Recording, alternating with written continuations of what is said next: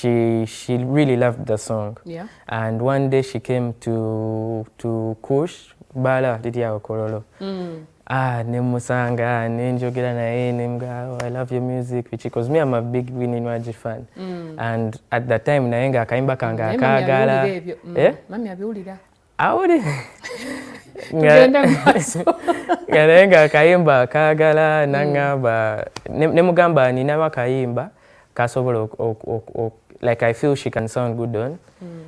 And she came teyampa buzubu najja ne tukakola ne tukamaliza ne tukashika video mbwate nonya songs zigenda management anti naye era n'aba songs bachali bange sina mbeera nabo kati olaba ebirowozesa abantu byennyini nti oli planned kid mikisa gya mu kamera sibalina amina sala z'abazadde kale ako ke kayimba taka tukomezaawo mukana akaseera kawe ni Nwaji atamne Baraka nyongera okwebaza agwe natwekumiddeko ebale nnyo ebalira. Thank you so much for that love and support.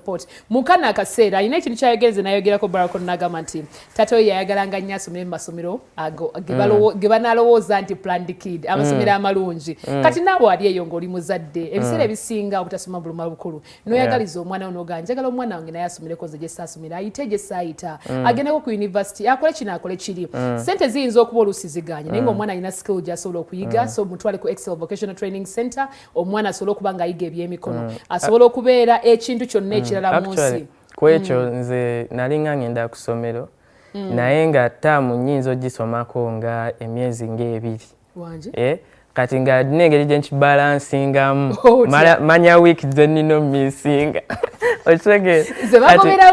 ze bagoberamu nga n'engeri gye ng'era mba ngi anticipating then also nga siina trip gye ngendako simanya biki nze saagenda na ku prom simanya biki tewali ssente nnyingi nga ssente teziriiwo okitegeera but era mu buvubi obwo bwonna nga nsoma nga taata wange afuba nnyo nantekamu ago amasomero amalungi era opportunities ezisinga obungi nzifunye nzizeemu abo abaana okitegeera kuba nali nsoma n'abaana b'abagagga abaana b'abaminisita biki okitegeera ng'ojja n'ekisweta kyo nga kyayulika paka ene naye ng'ate olina bakwagala okitegeera so nafunayo nnyo opportunities nnyingi era abazadde oba oli eyo omwana wadde wakati wali ssente ofuba n'omuteekamu eri essomero obwongo bulina engeri gye butaamu n'alaba okusinga bw'ate bwe muli okitegeera so that's why a lot of people balowooza ndi planned kid.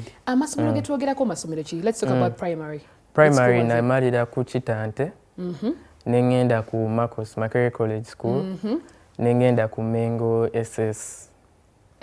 Yeah. Nosooka n'okumakaawo we nakomera ddala paka kati osuubira nti onoddayo njagala kati kusoma njasoma birala njasoma music njasoma audio engineering bulungi kubanga kati ono gwe ninawo musomedde like self taught njagala kati kusoma ebya ddala so yeah mbe mukugu yeah that's amazing.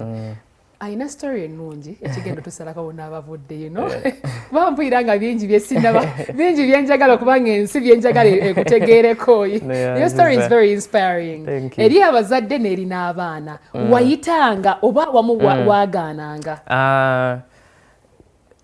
O level nayita kubanga nayita nnyo actually nenkola PCB ku A level.